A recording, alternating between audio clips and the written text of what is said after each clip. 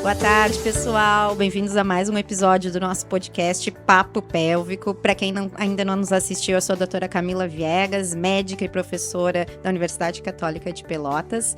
E hoje a gente vai abordar no nosso episódio um assunto super importante, que é a depressão pós-parto, né?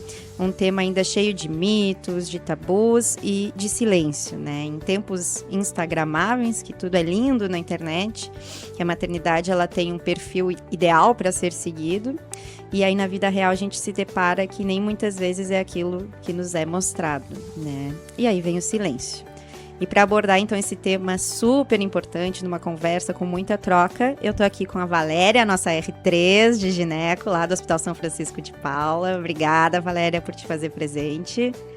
Junto também eu tô com a Duda, nossa membro da Liga Acadêmica de GO da UCPEL. E a nossa convidada especial, então, a doutora Marta Buchain, ela que é médica psiquiátrica, também docente da nossa Universidade Católica de Pelotas, plantonista no REP, que vai abordar muito sobre a saúde mental da mulher no pós-parto. Obrigada, Marta, por aceitar nosso convite. Oi, pessoal. Doutora Marta, é um prazer ter você como nossa convidada para falar sobre um tema muito relevante. Nós temos um estudo da Fiocruz que mostra que a cada 4 mulheres, uma desenvolve depressão pós-parto. E a gente gostaria de começar, então, sabendo o que é, qual é a definição de depressão pós-parto.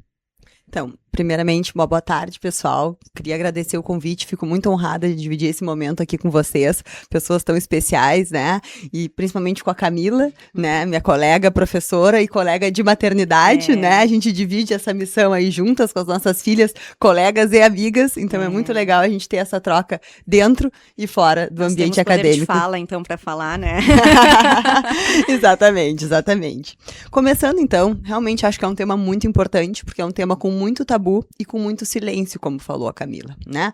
A depressão pós-parto, ela é um transtorno de humor que acontece no período pós-parto, né? Mais caracteristicamente na segunda, terceira semana a gente costuma perceber, mas pode ser algumas semanas após o parto, e aí muda muito de definições de cada livro, alguns até falam em 6 meses, podendo até ser 1 ano, mas o que ela é caracterizada, então?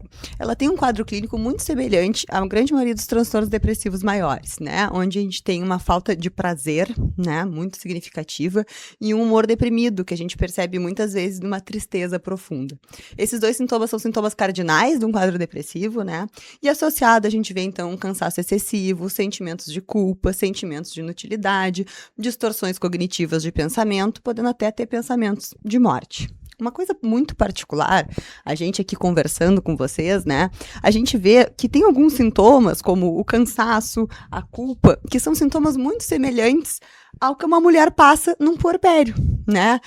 Aqui a Camila tá aqui para compartilhar comigo, né? A restrição de sono gera um cansaço, a demanda, né? A culpa, eu sempre mexo assim, nasce uma mãe, nasce uma culpa. A gente tá sempre com alguma coisa que a gente acha que poderia ser melhor, né? Muitas culpas. Então, tem sintomas que, na verdade, são comuns a todas as mulheres nesse período de puerpério. Aí a gente se pergunta, então, como a gente vai diferenciar o que é normal e o que é patológico, né? Eu costumo dizer para os meus alunos, assim, eu não gosto de na psiquiatria a gente separar o normal e o patológico como coisas muito distantes, assim, né? Um saquinho do normal, o saquinho do patológico ali. Não. Eu enxergo sempre como uma linha contínua, assim, né? Onde nessa linha vai evoluindo do normal para o mais patológico, né? Eu sempre digo assim, qualquer um de nós aqui tem algum sintoma que não é o mais funcional de todos, um tracinho de personalidade que não é o mais adequado de todos, mas isso não sendo intenso, isso não sendo frequente, não vai gerar provavelmente um comprometimento funcional e não vai ser patológico. À medida que a gente vai avançando nessa linha e vai se tornando mais intenso e mais frequente, muito provavelmente isso vai nos trazer um comprometimento funcional e vai se tornar algo patológico. Trazendo isso, então, para a maternidade, né? Onde é que a gente vê um comprometimento funcional significativo numa mãe? Qual é a principal função ali que a gente vê? É cuidar do bebê e estabelecer esse vínculo. Então, a gente vê que uma mãe numa depressão pós-parto, ela tem esses sintomas, então, de uma maneira intensa, a ponto de gerar esse comprometimento funcional, que vai comprometer, então, muitas vezes o cuidado com o bebê e o vínculo. E se a gente pensar que o vínculo com o bebê é das coisas mais importantes que a gente tem, né, para a saúde mental na nossa vida adulta, a gente entende a importância e a relevância desse tema e do quanto, então, identificar e tratar o quanto antes. E nem toda tristeza é uma depressão pós-parto, né? Você poderia dizer se pode ser algo temporário também? Com certeza, nem toda tristeza é uma depressão pós-parto. E pelo contrário, né, existe um quadro característico no momento do puerpério, que é o blues puerperal, que é extremamente prevalente, comete 85% das mulheres, não sei se até mais, né, que é caracterizado por uma labilidade emocional temporária. Nesse período, a mulher pode ter choro fácil, irritabilidade, ansiedade, sintomas leves e transitórios, certo? Que são normais nesse período, acontecem muito no período pós-parto mais imediato, 3º, 4º dia, e tende a ter uma resolução no 10º, 14º dia. E como eu disse para vocês, por serem leves, né, e transitórios, não há um comprometimento funcional, né, que é exatamente o que diferencia da depressão pós-parto e que torna, então, grave a depressão pós-parto por uma intervenção mais significativa e que também tranquiliza as mulheres que sentem esses sintomas dessa maneira mais leve, transitória e sem comprometimento funcional, que é algo extremamente normal nesse período. Certo. E assim, muito se fala sobre o instinto materno. Quando é que ele surge? Na gravidez? Ou no momento do parto? É no momento pós-parto? A gente tem uma relação do desenvolvimento do instinto materno com a depressão pós-parto? Então, acho que essa pergunta é uma pergunta muito importante, assim, né? Porque esse instinto materno, ele também gera muita culpa, né? Porque, assim, ele não é algo automático e universal, tá? Ele vai variar muito de pessoa para pessoa. Tem mulheres que desenvolvem já no período da gestação, né? Algumas desenvolvem no período pós-parto, e eu vejo que a grande maioria desenvolve nas semanas no decorrer do período pós-parto, onde vai se criando esse vínculo com o bebê. E esse vínculo com o bebê, essa interação, essa troca vai desenvolvendo o instinto materno. E nesse contexto a gente entende que a depressão puerperal pode atrapalhar esse processo, porque a gente vai ter uma provável dificuldade do vínculo, porque a mulher vai estar deprimida, ela vai estar com pouca disponibilidade afetiva e esse vínculo, essa troca vai ficando mais pobre e isso com certeza pode comprometer. Mas lembrando que não é algo definitivo, né? E nem irreversível. Por isso, a gente identificar o quanto antes para poder intervir e poder melhorar essa situação. E a mãe com depressão, ela consegue estabelecer o vínculo e conexão com o bebê? Então, ela até pode conseguir, claro, mas ela vai ter mais dificuldade. Porque uma pessoa mal emocionalmente, ela tem dificuldade de cuidar do outro. Isso eu falo muito em consultório, assim. Às vezes até em relacionamentos conjugais. Ah, mas ele não pensou em mim, ela não... Quando a pessoa tá mal, a gente não consegue muito pensar no outro. Porque a gente não tem disponibilidade afetiva para se conectar no outro. E quando uma mãe, ela tá, né, com depressão, ela tá realmente sem disponibilidade afetiva e sem condições de conectar adequadamente as demandas do bebê, que por sua vez vai sentir e pode ficar mais reativo, mais ansioso, mais querelante, né, e vai demandar mais ainda dessa mãe que vai se sentindo incapaz e a gente vai entrando num círculo vicioso muito ruim e que vai gerando muita culpa e que ela não vai falar porque tá se sentindo insuficiente, né? Até porque como é que uma mãe, né, não vai conseguir cuidar do seu filho, não vai ter vontade de alimentar, trocar o seu filho, né? Embora ela não verbalize, por dentro ela tá se culpando muito e tentando ao máximo dar de si sem que ninguém na volta perceba, porque isso é uma coisa que a gente vê bastante no consultório, né?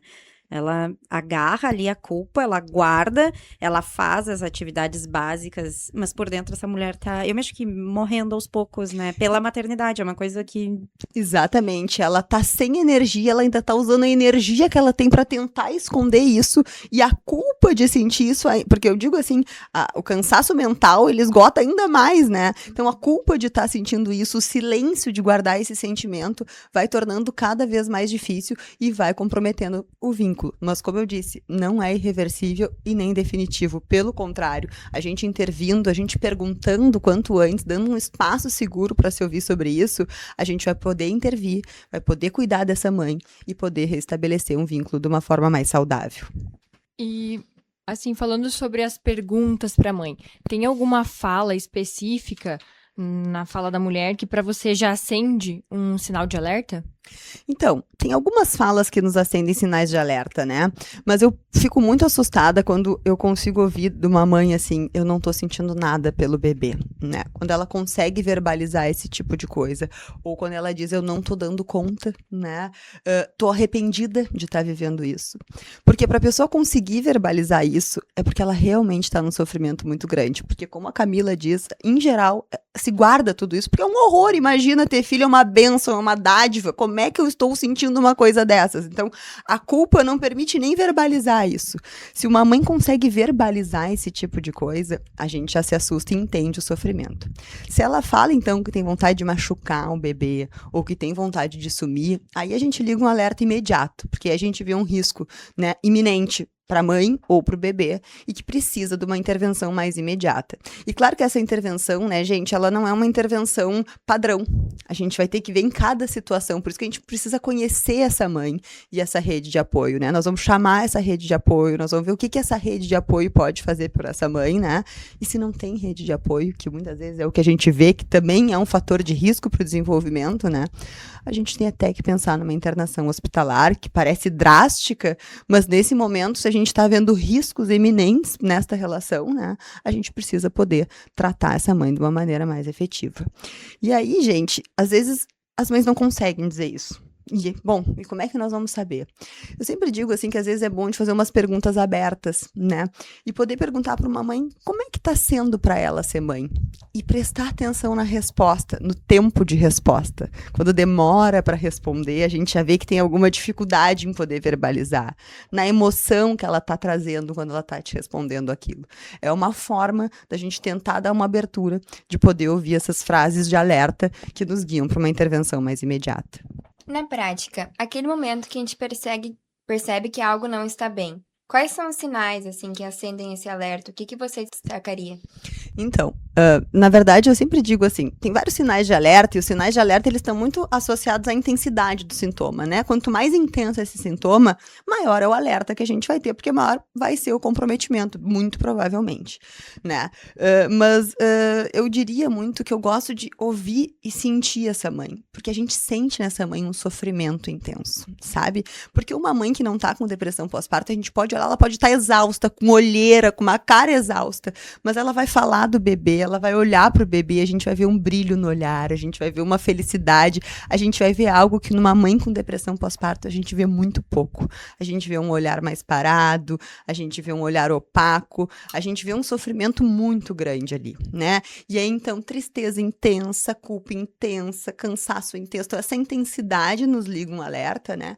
Riscos, então, de suicídio e de agressão, nem se fala. E outra coisa que nos liga o alerta seria a mãe chegar a um quadro de psicose, né? A psicose, quando a gente fala em psicose, a gente pensa muito alucinação, delírio. A primeira coisa que eu pergunto para meus alunos assim, o que é psicose para vocês? Ah, ouvindo coisa, vendo coisa, né? Tá certo, isso é um sintoma psicótico. Mas eu gosto de um conceito da psicose, assim, que faz a gente entender um pouquinho mais, que é uma quebra da realidade, né? Eu sempre digo assim, ó, nós estamos aqui, nós todas, no mesmo ambiente, né? Na mesma realidade externa, né? Cada uma de nós está interpretando essa realidade, a realidade interna de cada uma de nós, de acordo com as nossas vivências. Claro, muito parecidas, uma muito felizes, outras não tanto, outras mais cansadas, mas a realidade está muito semelhante, condiz com a externa. Na psicose, existe essa quebra. A realidade interna da pessoa não condiz com a externa. Então, ela está vendo coisa que não existe, ela está se sentindo perseguida, ela está percebendo coisas que não existem. E por que eu gosto de falar um pouco sobre esse conceito? Porque onde há essa quebra da realidade, a conduta se altera. Ela pode fazer qualquer coisa porque a realidade dela não está compatível. E então, a gente vê um risco iminente para o bebê, porque pode acontecer qualquer coisa com o bebê, com uma mãe que está psicótica. E aí também é uma coisa que nos envolve uma intervenção imediata, com suporte, medicação e muitas vezes com a internação hospitalar. E puxando agora um pouco para nossa especialidade, no pré-natal a gente já consegue identificar quem tem maior risco de desenvolver essa depressão pós-parto. Então vale ficar atento a alguns sinais, como o histórico de depressão ou ansiedade, quando a paciente tem pouca rede de apoio, quando ela tem um medo exagerado do parto, quando é uma gravidez não planejada ou até na adolescência, e também algumas situações até mais difíceis, como alguma complicação na gestação, parto prematuro, bebê que precisa ir para UTI e até a dificuldade na amamentação. Exatamente. Esses fatores de risco que tu citaste, Valéria, são muito importantes, porque é exatamente isso que a gente deve buscar ativamente na história, né? E uma história prévia de um transtorno depressivo é um fator de risco importante, uma rede pobre de apoio, como vocês estão falando, uma rede turbulenta, e também ver questões muito idealizadas. Quando a gente vê que tá tudo muito idealizado, puxa, tem grande risco da desidealização. É o que a gente mais vê hoje, né? Tu tem que engravidar pra parir em tal época, daí tu tem que fazer o teu enxoval em Miami, tu tem que parir de parto vaginal, Deus me livre, tu escolheu uma cesárea, então tu é julgada, tu é pressionada, tu é tudo, né? Então, eu acho que os índices estão muito mais altos hoje em dia por várias coisas, né? Primeiro, a rede de apoio que a gente tanto fala da maternidade moderna, mas a gente tem que falar também das avós modernas, né, gente? As avós de hoje em dia, elas não são avós como antigamente eram, que a minha avó me buscava na escola, me levava férias na casa da avó. Hoje as avós, elas também têm uma vida, né? Não são mais aposentadas, que nem na nossa época era. Então, aquela mãe, hoje, ela tem que se virar 10 vezes mais nos 30 do que a gente se virava há 20 anos atrás, né, Marta? E uma coisa que eu acho muito prevalente, pelo menos na consulta de pré-natal, é a característica da paciente que já tem um histórico de depressão, que tá tratando, que tá bem, engravidou, parou de tomar medicamento. Né? Exatamente. Elas adoram fazer isso, né? Ou no teu pré-concepcional, que ela usa uma desvenlafaxina, que na gestação não é uma boa escolha. Vamos trocar pra sertralina, vai no teu psiquiatra, não sei o que, volta, e aí, trocou? Não, resolvi parar porque eu tava muito bem e agora eu engravidei. E eu... Tá, então quem sabe tu volta no teu psiquiatra pra gente tratar isso em conjunto no pré-natal, porque vai descompensar, né? Se tem uma coisa que vai acontecer com a paciente que, embora esteja bem, às vezes tá até meio que querendo ter alta da terapia, do psiquiatra, é que se tu engravidar, tu vai descompensar. Não sei o que tu pega na prática. Não, com certeza, e é isso, assim, vem uma luta de querer lutar sozinha com isso tudo, assim, né? E essa idealização de todas as fases, da própria gestação, né? A gente acaba tendo muitas restrições na gestação que a gente não se dá conta, e aí tu não pode sentir aquilo, porque, meu Deus do céu, é uma dádiva, e aí também quando nasce, e essa rede de apoio nesse mundo mais moderno, e se fala muito na liberdade da mulher de poder fazer tudo, mas também é um esgotamento pra mulher, porque ela tem que dar conta de tudo, ela tem que dar conta da maternidade, do trabalho, da casa, né, e com uma rede de apoio pobre, né, muitas vezes, ou não, então a gente precisa poder identificar esses fatores, porque isso vai nos guiar bastante a probabilidade de problemas depois, né, a gente vê isso quando pedem até consultoria ali na casa da gestante, né, às vezes a gente vê um tumulto de relação, a gente já sabe, meu Deus, o puerpério vai ser assim, né, vamos ver essa paciente mais de perto, né, ou tá idealizado uma relação extremamente doentia, vai dar problema grande, né, então a gente tem que poder perceber essas coisas, esses fatores de risco, porque a gente pode daí preparar, dentro do possível, essa mulher para esse momento que já vai ter um boom hormonal aí significativo, que já altera bastante, né. E existe alguma questão hormonal envolvida na fisiopatologia? Com certeza, né? Existem várias questões hormonais, né? Mas classicamente a gente tem uma queda de estrogênio e de progesterona que vai alterar níveis de serotonina e dopamina, que são neurotransmissores que regulam humor, motivação, prazer. Então só aí a gente já vê chance de desregulação humoral, alteração em prazer, motivação, energia. O eixo hipotálamo e hipófise adrenal também, né? Ele tá hiperativado no momento da gestação. Depois ele vai sofrer uma recalibração e pode ter níveis de cortisol, né, inadequados, né, então hormônio de estresse. A gente vê também citocinas pró-inflamatórias, como interleucinas, fatores de necrose tumoral também, que geram essa inflamação sistêmica e que se estuda muito hoje em dia, inclusive até no meu mestrado a gente estudou muito essas citocinas pró-inflamatórias, né, nos quadros depressivos a gente vê essa associação também, né, além da alteração de sono, que altera a melatonina, cortisol, e convenhamos, né, dormir uma noite mal, a gente já tá meio mal-humorado. 2, muito. A terceira, a gente tá quase matando alguém, né? Imagina isso constantemente, né? Então, a gente vê um boom de alterações hormonais que caracterizam classicamente alterações de humor, né? Que podem ser mais ou menos intensas, né? Conforme a gente vem conversando e conforme cada situação, né? E com todas essas alterações hormonais, por que tantas mulheres evitam em falar nesse assunto?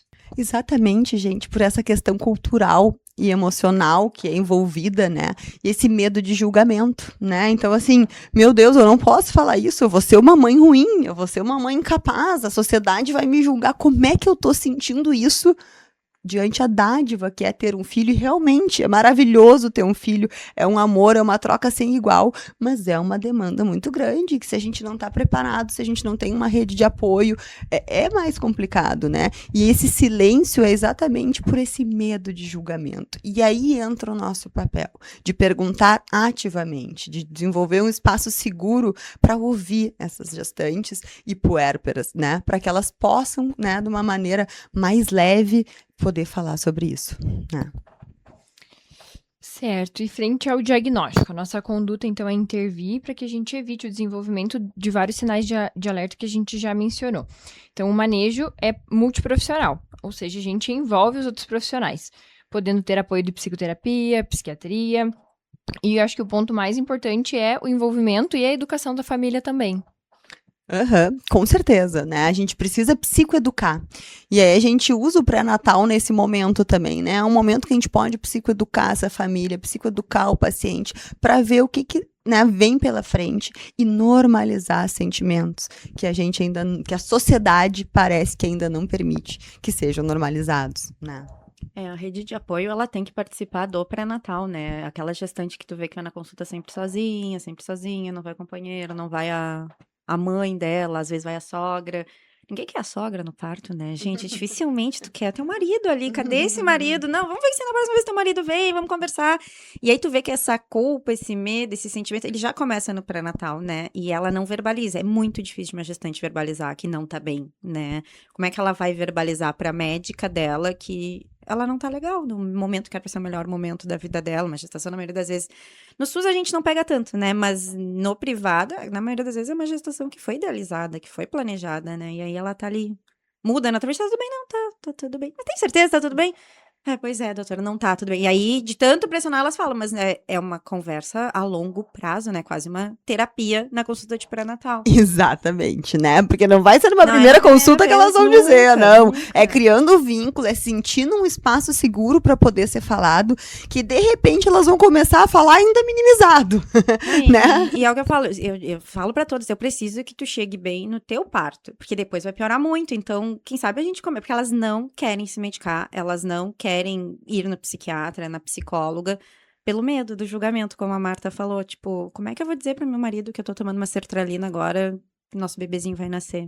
Entende? Então, é difícil, gente, é muito difícil. E aí é o nosso papel, né? É o nosso papel, que é o trabalho de formiguinha de cada consulta e tentando, né, acolher essa paciente, né, e dar um espaço seguro para que isso possa ser verbalizado, porque elas vão dando sinais. E a gente vai vendo sinais, como a Camila falou, vai sozinha na consulta, não aparece companheiro, não aparece família, ou aparece uma pessoa distante. A gente vê, eu digo, o olhar fala muito, se a gente tá atento ao olhar, né? E a gente precisa dar esse espaço para que isso seja falado, né?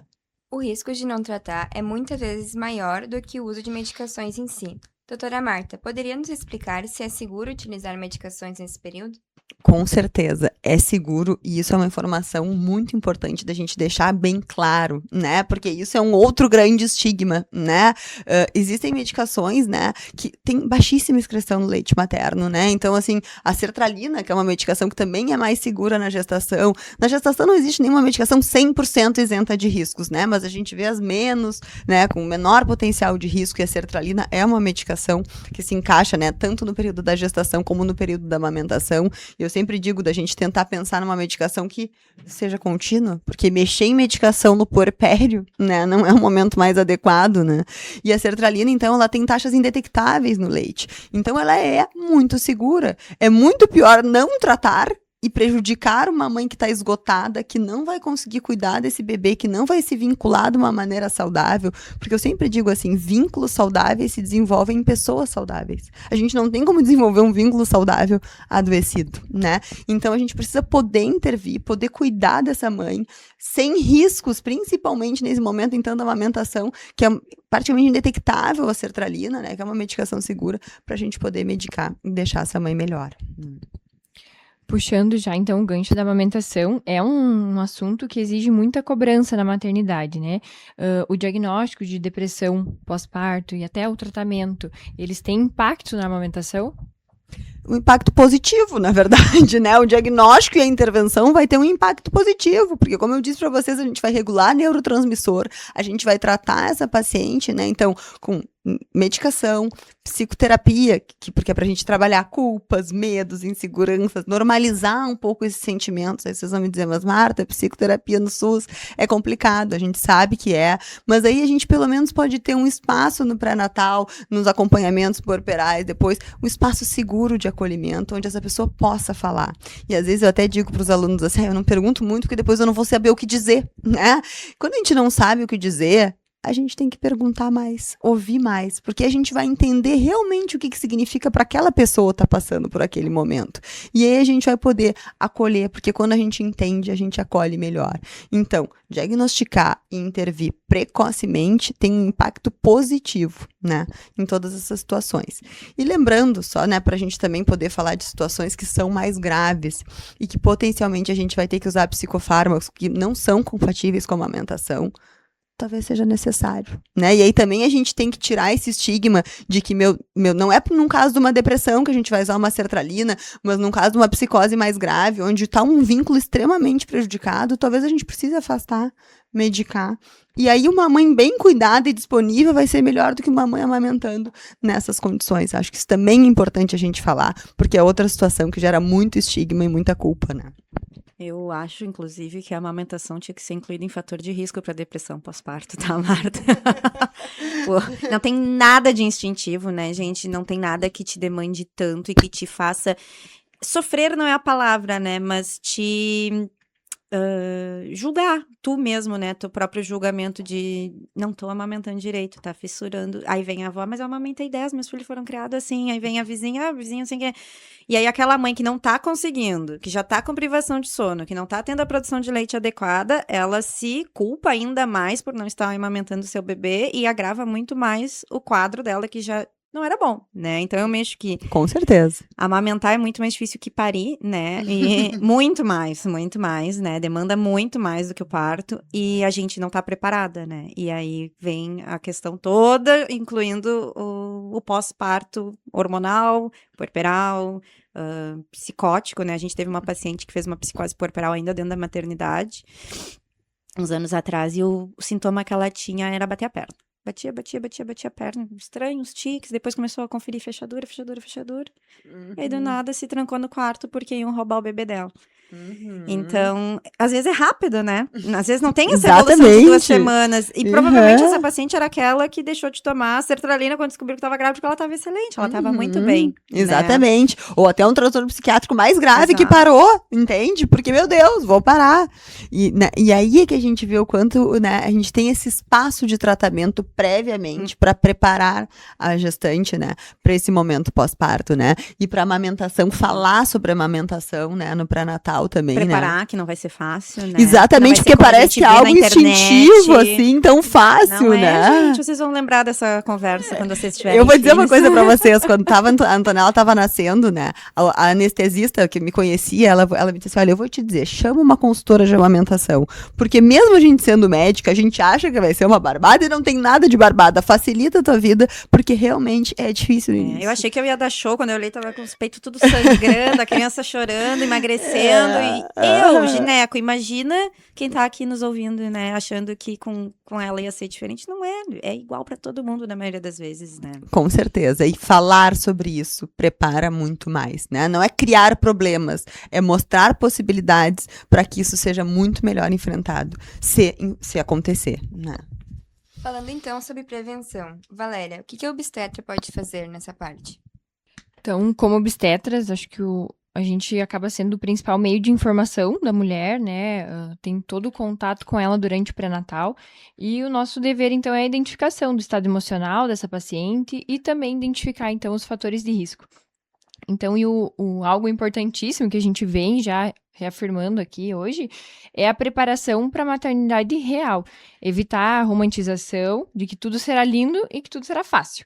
Então, a gente reforça para a mulher e também para a família a importância de que essa mãe ela precisa manter um sono de qualidade na medida do possível, ter uma alimentação saudável, tentar fazer alguma prática de exercício físico ou até um autocuidado. que ela conseguir dedicar tempo de qualidade para ela mesma, né? Manter alguns pensamentos positivos e evitar algumas coisas, como isolamento social, o consumo de cafeína e o álcool nesse período também. Com certeza, gente. Eu gosto de dizer, assim, né, que o pré-natal, ele é uma janela de oportunidade, né? Porque a saúde mental, ela ainda é muito carregada de estigma. Vejo cada vez menos, fico muito feliz e orgulhosa com isso, né? Porque não é puxar a sardinha pro meu lado, mas saúde mental é tudo, não adianta nada sem saúde mental, né? Mas ela ainda é carregada de muito estigma. Então, as pessoas já não buscam ajuda por medo de julgamento, por inseguranças, né? Na maternidade, mais ainda, porque, meu Deus do céu, ainda mais essa idealização toda, como eu não vou estar me sentindo bem, né? E aí tem um outro problema, que é a acessibilidade ao cuidado médico, né? Um paciente particular até tem, mas um paciente no SUS tem muito menos acessibilidade ainda, né? E mesmo o particular ele vai ter, mas ele não vai falar de questão de saúde mental. E vocês, como obstetras, né, têm esse espaço, porque nesse momento vai ter um contato médico frequente e regular, cuidando do bebê, ver se está crescendo, batendo coraçãozinho, isso todo mundo vai para ver, né? E é uma oportunidade que a gente tem de cuidar dessa mãe e ver a saúde mental dessa mãe, né? Ver história prévia de depressão, que é um grande fator de risco para um novo desenvolvimento, entender essa rede de apoio, desidealizar essas situações, porque permitir que elas possam sentir coisas não tão legais e felizes, né? Ver a rede de apoio nessa forma, assim, tá muito idealizada essa rede de apoio, é muito problemática, porque a gente consegue aí identificar muitas coisas que, no puerpério tem grande chance de dar problema. E a gente vê que a gente precisa já ver essa paciente mais de perto. E se a gente já consegue também identificar algum sintoma importante no período de pré-natal, a gente também já tratar para quê? Para preparar essa mãe o máximo que a gente puder para esse momento do puerpério, que já é caótico naturalmente por esse boom hormonal, por essa restrição de sono, por essa mudança de vida, mas lembrar que a gente tem esse espaço no pré-natal. Então eu enxergo o pré-natal como uma janela de oportunidade da gente também cuidar da saúde mental da mulher, porque lembrar que cuidar da saúde mental da mulher é cuidar da saúde mental do bebê, e não é puxar a sardinha... Da família toda, né? Não da família toda, com bebê. certeza, da família toda, mas é que pensando no bebê, e eu tinha um professor de psiquiatria infantil, que ele falava das coisas e ele lembrava do filho dele. Ai, meu Arthur, ele falava. E eu, meu Deus do céu. Aí agora eu olho as coisas de psiquiatria infantil, assim, e eu me lembro de tudo da Antonella, porque é incrível o desenvolvimento da criança, do bebê, como esse momento é importante na vida, né? E aí a gente tá falando que quem é que mais cuida nesse momento? É a mãe, a família, são os principais cuidadores, mas muito recai sobre a mãe. Então, cuidar dessa mãe, a gente vai estar cuidando desse bebê e a gente vai estar falando em prevenção em saúde mental lá pro futuro, né? Porque nada melhor na medicina do que a gente poder prevenir. E a gente tem esse espaço. Então, vamos pensar um pouquinho mais nesse momento de pré-natal, nesse momento puerperal, essa janela de oportunidade que a gente tem, que não é só para mãe, é pensando a longo prazo em saúde de família e do bebê. Tu falou da Antonella agora e é impressionante, né? Depois que a gente tem filho, a gente passa a prestar atenção em outras coisas que antes, passava despercebido, né? Então, depois que eu tive a Martina, no pré-natal hoje, uma coisa que eu gosto de abordar bastante com as pacientes é que no SUS, como tu falou, a gente não tem muito contato, nós preceptores ainda menos, né, do que as residentes que realmente efetivam o atendimento. Mas no consultório eu gosto de abordar muito o trabalho, né? Você trabalha com o quê? Eu sou bancária, eu sou advogada, eu sou... Enfim... Tá, e tu pretende voltar a trabalhar quando? O que tu tá idealizando? Porque uma coisa que me deu um baque muito grande no puerpério foi isso. Tipo, eu trabalhei até sexta, mas já nasceu segunda. E ela nasceu segunda e ficou nascida.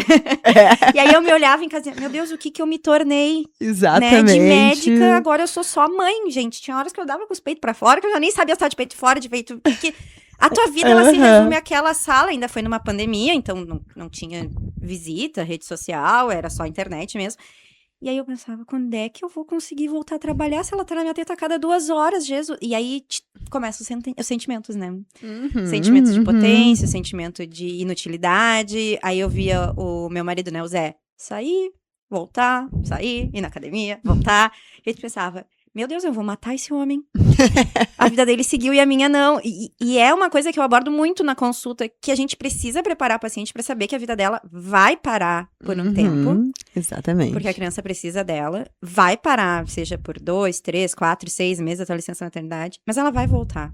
Exatamente. Então a gente tem que preparar o mental, né, a mentalidade da paciente para saber que por um momento breve, muito curto e muito passageiro e tão importante, ela vai ser sua mãe, né? Exatamente. Ela não vai ser mais nada a não ser mãe, ela não vai ser esposa, ela não vai ser amiga, ela não vai trabalhar, ela vai ser mãe. Pelo menos nos primeiros 3 meses, com certeza, né, Marta? Eu não sei o que tu vê disso. Com certeza, eu tive um luto da minha profissão também. Meu Deus do céu, eu nunca mais vou conseguir trabalhar, eu nunca mais vou conseguir fazer as coisas. E a gente retorna, mas retorna diferente. Nunca mais trabalhei o que eu trabalho e nem gostaria porque eu quero estar com a minha filha. Mas isso tudo tem que ser abordado. Eu também penso muito assim, mulheres que trabalham muito, eu penso, temos que preparar. Não, temos que preparar isso, né? E saber que é temporário. Eu me lembro do meu tio, que é médico, ele me disse, não te preocupa.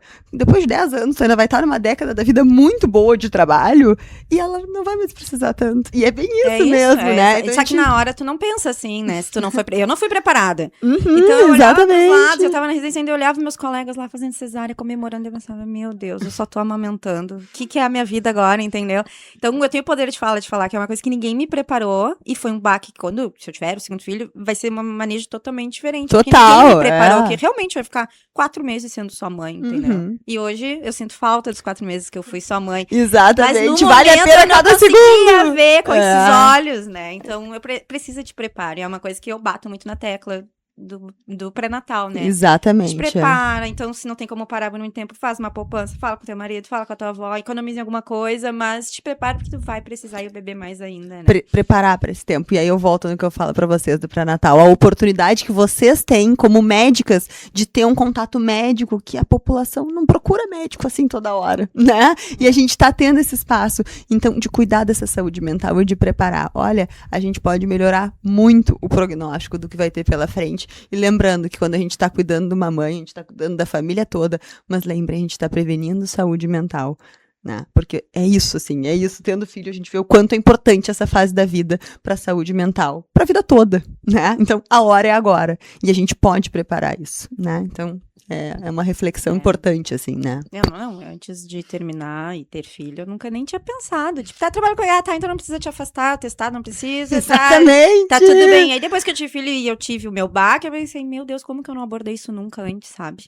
Exatamente, né? Então, com certeza, mas acho que fica esse recado, assim, desse tema muito importante, que é tabu, a gente tem que quebrar esse silêncio e perguntando, né? A gente tá falando aqui com naturalidade, mas as pessoas não conseguem falar assim, são ainda muito carregadas de culpa, né, de julgamentos, então a gente tem esse espaço, então vamos aproveitar esse espaço, porque vai gerar muitos frutos dali pra frente, né? Certo, muito obrigada, Marta. Eu fiquei até com vontade de voltar para a faculdade só para ser tua aluna, de tanto que tu fala com naturalidade, né? Bom, gente, nosso episódio vai chegando ao fim. Obrigada mais uma vez, Marta, pela contribuição. Acho que foi muito esclarecedor. Acho que, como tu falou, o recado que fica é o nosso papel, seja como acadêmico, como eu falei, eu ainda nunca tinha abordado algo com as minhas pacientes durante os pré-natais da residência, seja como profissional, muito profissional, obstetra ainda não aborda isso, né, nas consultas de pré-natal com as suas pacientes, seja como psiquiatra, que a gente ainda tem um julgamento em todas as áreas, né, da saúde, não só em casa, tem muito profissional de saúde que julga aquela mãe também, né? Com certeza. Então, eu acho que o recado que fica para quem tá nos ouvindo, seja estudante, colega, falem com as suas pacientes, se atentem aos sinais que elas estão te trazendo. E as pacientes, público em geral que está nos ouvindo, não se culpem, tá? Como a gente falou, é super normal, é prevalente. 80% da população vai ter blues.